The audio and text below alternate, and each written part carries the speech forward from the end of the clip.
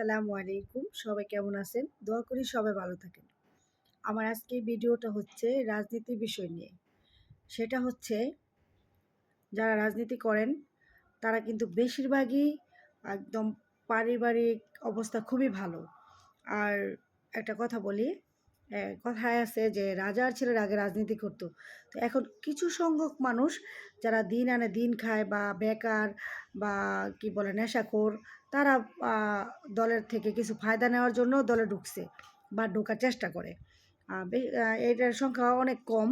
কিন্তু বেশিরভাগই আ যেমন অ্যাডভোকেট বলেন, চিকিৎসক বলেন, বিভিন্ন পেশার খুবই ভালো সম্মানিত একজন মানুষ যে নাকি সমাজে সম্মানিত, তারাই কিন্তু বেশিরভাগ রাজনীতি করেন। তো তারা কিন্তু জনগণকে ভালোবেসে, তারপর দলকে ভালোবেসে একটা দলে কি বলে পদপদবি নেয় এবং একটা দলে জয়েন করে। তো সে কিন্তু ইচ্ছা করলে পারে যে তার এই সম্মানটা নিয়ে তার পরিবারের সাথে বসবাস করতে। সেটা না করে কি করে, সে একটা দলের সাথে অ্যাড হয়, রাজনীতিতে অ্যাড হয়, রাজনীতিতে ঢুকে। যেই দলই করুক না কেন, সে কি করে, যখন বিরোধী দল থাকে তার বিপক্ষে, তখন তার জেল খাটতে হয়, তার গায়ে হাত তোলে, সে মানে অনেক শারীরিক, মানসিক এবং জেল জুলুম খাটতে হয়। অনেক অত্যাচারিত হয় আরকি। মূল কথা হচ্ছে অত্যাচারিত হয়। সম্মানও হানি হয়। তো যারা ত্যাগী নেতা, তাদের কিন্তু এই অবস্থা বেশিরভাগই হয়। তো তাদের দেখে, দেখে মূল্যায়ন করা, তাদের দেখে, দেখে আপনি বলেন এমপি বলেন, মন্ত্রী বলেন, চেয়ারম্যান, মেম্বার বা সিটি কর্পোরেশনের মেয়র, যেটাই বলেন না কেন, তাদের কিন্তু খুঁজে, খুঁজে এই পদগুলা দেওয়া উচিত। তো আমরা কিন্তু এইগুলা না করে কি করি? ওই যে যারা বললাম একটু আগে, নেশাখোর, টোকাই বা চাঁদাবাজ, আর বেশিরভাগ খারাপ লোক, যারা নাকি দিন আনতে দিন খায়, যারা টাকা কামানোর জন্য রাজনীতি করে, তো আমরা কি করি? তাদেরকে এই পদপদবিগুলো দিয়ে দিই। তখন কি হয়? আমাদের জনগণের এই কথাগুলো কেন বলতেছি? আমি একজন মানবাধিকার কর্মী হিসাবে বাদ দিয়ে আমি ওটা বাদ দিলাম, একটা সাইডে রাখলাম। কিন্তু আমি একজন জনগণ হিসেবে বলতেছি, আমাদের দিন শেষে কিন্তু আমাদের টাকা দেই এমপি, মন্ত্রী, প্রধানমন্ত্রী বলেন, সবার বেতন হয়। প্রত্যেকটা সেক্টরে সরকারি যে বেতনগুলা ওনারা পায়, সরকারি যারা কর্মকর্তা, তারা কিন্তু আপনার আমার জনগণের টাকা দিয়েই কিন্তু তাদের বেতনটা হয়। তাহলে আমাদেরই কিন্তু কথা বলতে হবে যে আমরা যোগ্য লোক চাই, যে নাকি আমাদের কথা ভাববে, আমাদের জনগণের কথা ভাববে, যে নাকি চলতে পারে, তার পারিবারিক অবস্থা খুব ভালো, সে একটা সম্মানিত ব্যক্তি, সে মানবিক, বিশেষ করে মানবিক দিকটা দেখতে হবে যে সে আসলে কি মানবিক কিনা। অনেক মানুষ আছে যে অমানবিক, অবস্থা তার অনেক ভালো কিন্তু সে মানবিক না। তাহলে কিন্তু তার কোনো পদ-পদবি দিলে আমি মনে করি না যে একটা জনপ্রতিনিধি বানাইলে সে আমাদের জন্য কাজে লাগবে, লাগবে না। একটা মানবিক মানুষকে যদি আপনি আ একটা স্থানে বসান, যেকোনো জনপ্রতিনিধি আপনি চেয়ারে বসান, তাহলে সে কি করবে? মানুষের মর্যাদাটা বুঝবে যে আমি একজন মানুষ, আরেকজন মানুষের জন্য এবং জনগণের জন্য। জনগণ আমাকে বসাইছে, জনগণের আমি দিন শেষে, মাস শেষে আমি জনগণের টাকায় আমার বেতন হয়। আমি অবশ্যই তাদের জন্য আমি কাজ করব এবং আ বেতন আর কয় টাকা? কিন্তু তার অবস্থা কিন্তু অনেক ভালো। সে কিন্তু ইচ্ছা করলে তার ওই অবস্থা দিয়ে, যেমন বাড়ি ভাড়া আছে অনেকের, অনেকের ভালো চাকরি আছে, অনেকের ভালো কি বলে পজিশন আছে, যেমন লয়ারের অনেক ইনকাম, একজন কি বলে চিকিৎসকের অনেক ইনকাম, সে ওটা দিয়ে চলতে পারে। তারপরে সে কেন জনপ্রতিনিধি হলে আমাদের সুবিধা, সেটা হচ্ছে সে খাই করবে না। সে মানবিক মানুষ হলে সে খাই করবে না, আমাদের জনগণের জন্য কাজ করবে। তো আলহামদুলিল্লাহ, প্রত্যেকটা সেক্টরে আমরা চাই এমন ত্যাগী, যারা নাকি মানুষের জন্য কাজ করে, যারা নাকি দলের জন্য, দলকে ভালোবেসে একদম লেগে থাকে। তো তাদের এই পদগুলা পাক, এই দোয়াই আমি করি সবসময়। তো আমাদের বাংলাদেশটা নিয়ে আমাদের ভাবতে হয়। অনেকেই যারা আ নোংরা কথা বলেন, যেমন আ এ যেমন দালালি, চামচামি, এগুলা কারা বলে জানেন? যারা দালালি করে, চামচামি করে, তারাই বলে। আমরা যারা মানবাধিকার করি, আমরা যে দলই ক্ষমতায় আসুক না কেন, আমাদের দেশটাকে সুন্দর করার জন্য আমরা তাদের সাথে মিলে আমাদের কাজ করতে হয়। তাদের আমার সাপোর্ট করতে হয় আমাদের। আমাদের কিচ্ছু করার নাই। তাদের সাথে কে কি বলল, দালাল বলল, চামচা বলল, আমাদের কিচ্ছু করার নাই। আমরা তাদের সাথে মিলেমিশে কাজ করতে হবে। কারণ দেশটা তো দিন শেষে আমার, আপনাদের। এবং আমাদের এই দেশটাকে সুন্দর করার জন্য যে দলই ক্ষমতায় আসুক, আওয়ামী লীগ, বিএনপি, জাতীয় পার্টি বলেন, ছাত্র আন্দোলন বলেন, ওই যে ছাত্র রাজনীতি বলেন, যারাই আসুক, ইসলামিক দল বলেন, যে ক্ষমতায় আসুক, ক্ষমতা হচ্ছে আল্লাহ প্রদত্ত। আপনি আমি চাইলেও কিন্তু ক্ষমতা আসতে পারবো না। উপর থেকেই সিদ্ধান্ত হবে কে নেতৃত্ব দিবে, কে চেয়ারে বসবে। চেয়ারটা কিন্তু আপনি যতই চেষ্টা করেন, চেয়ারটা কিন্তু আপনি মানে নিতে পারবেন না। আপনি ইচ্ছা করলে চেয়ারটায় বসতে পারবেন না। ওটা আল্লাহ থেকে আসবে। তো আল্লাহ যাকে দিবে সেই জনপ্রতিনিধি হবে, সেই আমাদের নেতৃত্ব দিবে। তো সে যেই রাজনীতি করুক না কেন আমরা যারা মানবাধিকার করি, আমরা যারা সংগঠন চালাই, আমরা তাদের সাথে থেকে আমাদের কাজ করতে হয়। আমাদের টাকা দিয়ে আমরা কাজ করি, তাদের কাছ থেকে কিন্তু আমরা টাকা নিই না। কিন্তু তাদের সাথে থেকে আমাদের কাজ করা এটা আমাদের দায়িত্ব। এতে কে কি বলল, আপা আগে না আওয়ামী লীগ করছেন, আপা আগে না বিএনপি করছেন, আগে না জাতীয় পার্টি করছেন, আপা আপনারা এবি পার্টিতে ঢুকছিলেন। এগুলো হচ্ছে মূর্খদের কথা। যারা মূর্খ, যারা অসামাজিক, তাদের কথা। এই গুটি কিছু মানুষের কথায় আমরা কিন্তু বসে থাকি না। আমরা সবসময় কাজ করে আসছি, মানবিক কাজ।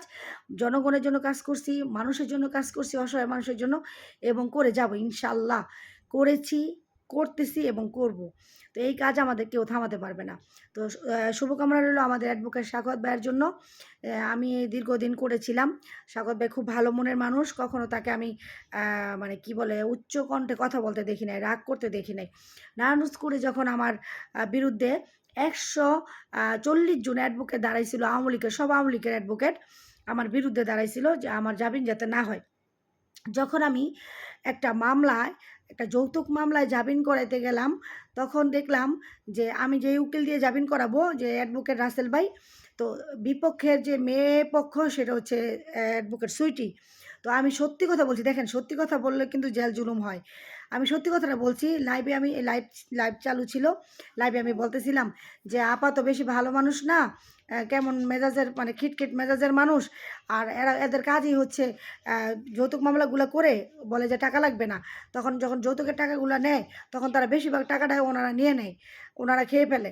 তো এই কথাটা কিন্তু সত্যি কথা বলছি। আমার নিজের একদম কাছের মানুষ, আমার এক রিলেটিভ, তাদের ৩ লক্ষ টাকা কাবিনের টাকা নিয়ে এই সুইটি ১.৫ লাখ টাকা রেখে দিছে, আর ১.৫ লাখ টাকা কাবিনের টাকা দিছে, আর ১.৫ লাখ টাকা নিজেই খেয়ে ফেলছে।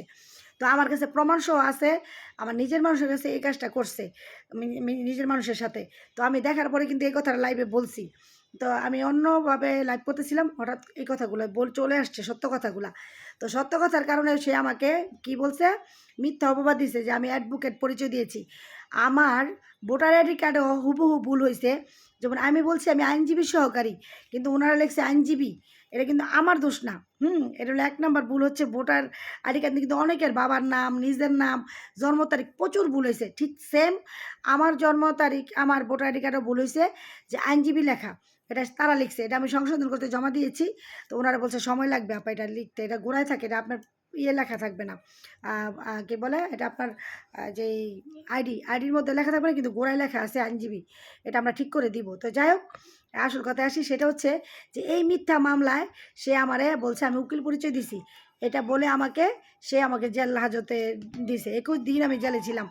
তো আমার আল্লাহ আমাকে, আলহামদুলিল্লাহ, আমি অনেক ঘটনা পড়েছি নবী রাসূল নিয়ে, যে আমাদের নবীদেরও কিন্তু এমন হয়রানি করতো, জেল জুলুম, মানে মানুষ মিথ্যা মামলা দিয়ে জেলে দিয়েছে। তো আলহামদুলিল্লাহ ভালো কাজ করতে গেলে, সমাজ সেবা করতে গেলে জেল জুলুম হয়। এগুলা নিয়ে আমি রেহানা ভয় পাই না, আলহামদুলিল্লাহ কখনো ভয় পাবো না যতদিন বেঁচে থাকবো। তো তখন ১৪০ জন আমার বিরুদ্ধে দাঁড়াইছিল। তখন কিন্তু এই যে আমাদের যে টিপু ভাই, অ্যাডভোকেট টিপু ভাই এবং সাখাওয়াত ভাই আমার জন্য, আমার পক্ষ হইয়া তারা জামিন চেয়েছিল। আলহামদুলিল্লাহ, যে তাদেরকে আমি মানে সেলুট জানাই, এবং তারা আমার শ্রদ্ধের ব্যক্তি। আমি ওনাদের অনেক মন থেকে দোয়া করি। আসলে তাদের আমি ৳১ ফিও দেই নাই। কিন্তু আমার জন্য যে দাঁড়াইছে এটা আমি এখনও মনে রাখছি।